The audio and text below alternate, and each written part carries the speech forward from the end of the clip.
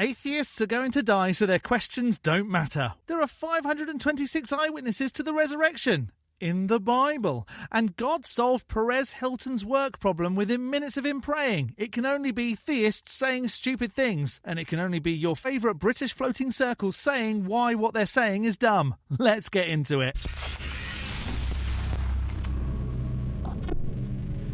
Hello, I'm the Skeptic, the British floating circle that watches people make extraordinary claims, and then I explain why I don't accept what they're saying. Death, Perez Hilton, eyewitnesses, resurrections, and a man who doesn't know the difference between less and fewer. There's a lot to unravel here. So before getting into a whole load of stupid, if this isn't your first Skeptic video, hit the like, the subscribe, and the bell, and hopefully the algorithm can stop being stupid too. And a super thanks to a super thanks in a recent video, Mikael Lundgren, and a big thank you to channel members who get to use Lisa the Rainbow Giraffe and more hen emojis. Lisa the Rainbow Giraffe bestows leaves upon you all. More hen. Right, death first, apparently. I know atheists love to say, well, if God was real, I would ask him this. Well, the thing is, you're not going to be asking him anything according to your beliefs. You're going to be dead. Correct, which is exactly why the questions matter now, whilst we're alive, whilst we can actually do something about the answers, but cheers for that. Everything that you're struggling with, questions and stuff, it doesn't matter. It doesn't matter? The biggest questions humans have ever asked, existence, consciousness, morality, purpose, don't matter, because you'll be dead. Right, so I just give up now then, I guess. It doesn't matter in the end. You know, I can't imagine dealing with all these difficult questions, and in the end, it's all meaningless. You're never going to get an answer. And I can't imagine just stopping asking, deciding the questions are too hard and relying on an undemonstrated sky being to sort it out. But here we are. Next. It is another day that we are alive. I am so grateful and extra happy that you're watching this video. But if you are very sensitive, easily offended, a purist, somebody who gets heated and might send comments that echo that, perhaps don't watch this video. Perez Hilton, the original influencer, being all religious. But I do respect trying to remake yourself relevant. Let's see what you've got. Hello, my fam. It is Perez Hilton, the queen of all media, the original influencer, lover of Christ in the father-son way, obviously. Huge fan of God, believer in Jesus. I was saved by him recently in many ways and moved through him to share this kind of content, which is, I'm reading the Bible for the first time at 48 years old from start to finish. It is so powerful, and I have a lot of thoughts. Some of them might be controversial, such as, I don't believe everything the Bible says. Fair enough, actually. Most Christians don't. Carry on. The Bible was not written by God. The Bible was written by man, and man is fallible. God is infallible. Man and woman make mistakes. God does not make mistakes. For example, as I'm still very early on in the beginning of the Bible, there's a lot of talk of man and woman and husband and wife. And if you're a purist, if you're hardcore Bibleist, then you believe that a woman should be subservient to her husband. I do not believe that. I believe that a marriage should be a partnership between two equals. So the Bible was written by fallible men, some of it is wrong, and you get to pick which bits to follow, which is fine, I guess, but then what you're actually following is your own moral instincts, but pretending it's the Bible, which means your moral instincts were already pretty decent before the Bible got involved, almost like you didn't need it in the first place. And since we're sharing hot takes, let me continue. I also personally believe that every religion worships the same God. Judaism and Christianity and the Muslim faith, the Baha'i faith, the Hindu faith, everybody is worshiping the one God. Because, going back to the Bible, we're all worshiping the same God, but just interpreting God in different ways. Perez, buddy, the Muslims think Jesus was a prophet. The Christians think he was a god. The Jews think he was neither. Just pick a lane. Man perceiving Christ differently based on a variety of factors. But I personally, and you don't have to, I believe that there's one God.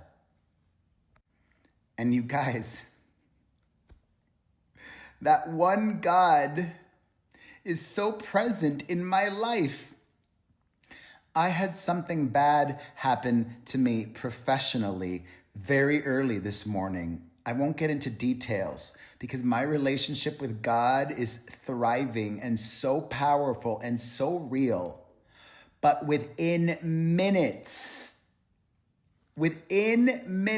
of this bad professional thing that happened and me praying, the problem was resolved. Something went wrong. He prayed. It got fixed. Therefore, God. By that logic, I once lost my keys and had a biscuit and then I found them. Lisa the rainbow giraffe, leaf be upon her, works in mysterious ways, I guess. Next. You ever heard of a guy named Paul? He wrote about half the New Testament, if you haven't heard about him. Paul just wasn't some writer, okay?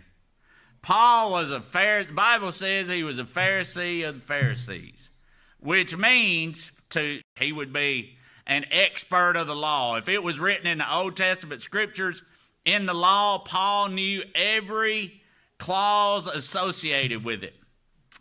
And he knew, Bill, exactly what it took to establish the truth. Because he knew in Deuteronomy 17, verse 6, that it took 2 or 3 witnesses to confirm something as fact. So what does Paul do? Paul doesn't give 2, he doesn't give 3, he gives hundreds of witnesses to the resurrected Christ. Paul knew what it took to make things sound true. He then made things sound true by writing it in a book. That's not how truth works, though. It's just writing things down. Now, the passage is 1 Corinthians 15, verses 3 through 8. He starts naming names of people who saw the resurrected Christ. He begins by saying Peter saw the resurrected Christ. Then he says the 12 apostles saw. Then by over 500 brethren at once. Most of them were still alive while Paul was writing. Then James saw him, then all the apostles. And then finally, Paul says, last of all, he was seen of me also. On that road to Damascus, that bright shining light wasn't the sun in the sky. It was the Son of God that appeared to the apostle Paul in his glory. By the time you add it all up, now I engage my brain, and according to my adding, there's 500. Don't laugh at me. There's about 526 eyewitnesses to the resurrected Christ. Right, so Paul, writing decades after the supposed resurrection, lists witnesses, most of whom aren't named, none of whom wrote their own accounts, and all whose testimony solely exists in Paul's letters. That's not 526 witnesses. That's one man saying 526 people saw it in a letter, which is in the bloody Bible, so... No one cares! 526 people who saw Jesus alive after he was crucified, after he was buried, and placed in that tomb. Now, if you walk into any courtroom in America today with that many eyewitnesses, the case would be closed before it got started. There are enough witnesses listed in the Bible to the resurrection of Jesus Christ that would convince any jury in the world that Jesus Christ rose from the dead. Eyewitnesses are actually the least reliable form of evidence in modern courts. There are entire organisations dedicated to overturning wrongful convictions based on eyewitness testimony. But sure, case closed, I guess. Next. I remember that. Wow. Because out of all the things that I could talk about, one thing that's always struck with me is that in apologetics, the two biggest goals is to prove the existence of a God, first off, and then to non-biasedly look at the evidence of the resurrection of Jesus. Yeah. And so, therefore, using history and science in any field of academia that one wants to go down, I could use the same evidence that somebody else wants to use, and I can just well enough show how it proves the existence of God and how the evidence of the resurrection of Jesus speaks for themselves, and it shows that Jesus resurrected. Bold claim. Let's hear it then. And if you don't believe that, it's really hard to not believe that. And so without getting too in the depths of that, because, I'll go back on that tangent, apologetics, just bringing the reality of Jesus and God to our generation today.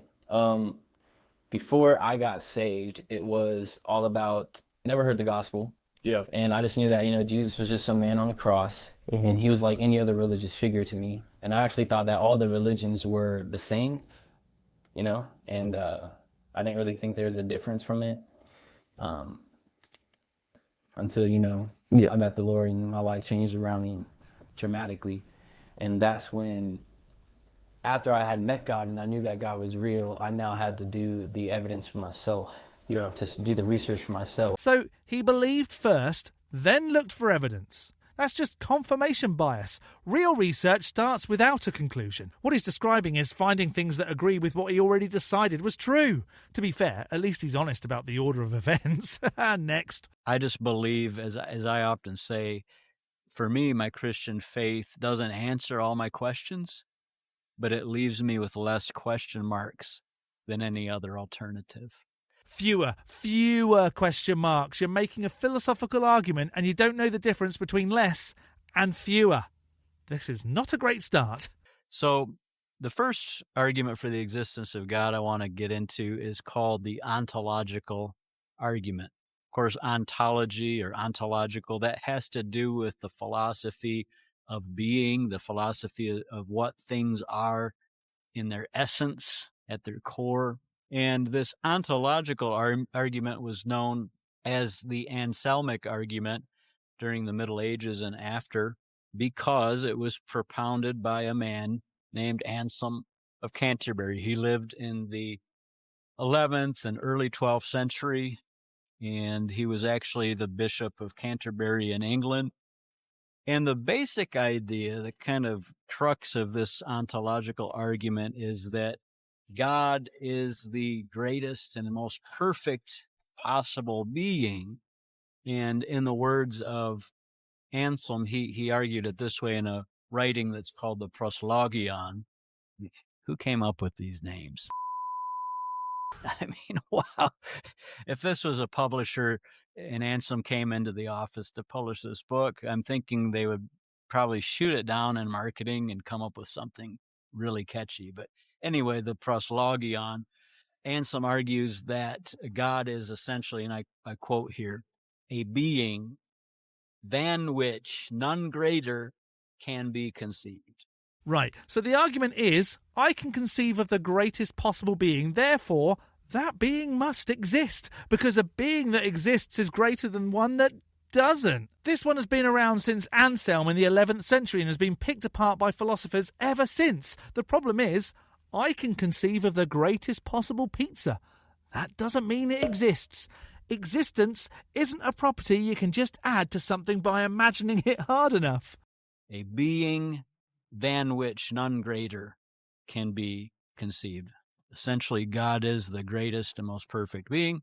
And so according to his logic, according to his train of thought, if God is the greatest conceivable being, then God cannot exist only in the mind. Sure, and the greatest conceivable being, by my reckoning, is Lisa the rainbow giraffe, leave be upon her, a being of infinite leaves and zero smiting. She cannot exist only in the mind, therefore she exists.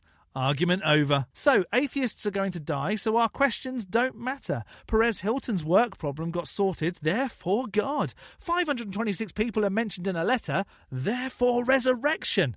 A man believed first and then did the research, and the greatest conceivable being must exist because I said so. Another theist saying stupid things, and one bucket load of stupid. Was there anything here that convinced you? Let me know in the section below. I'm going to skeptic this as less convincing than advertised, or should I say, fewer convincing. A big thank you to this month's top level ticks on Patreon. Elizabeth, Jakari, William, Rick, George, Mark, Tamo and Mikael Lundgren, as well as all the $3 base ticks and channel members. You can become a supporter on Patreon too at patreon.com/theskeptic. The link is in the description along with links to all my other socials. Or become a member by hitting the join button below this video. Don't forget to hit the like button and subscribe if you haven't already. From me, the Skeptic, stay safe, keep thinking logically and ask questions. Skepticism is the first step towards truth. See you next Saturday.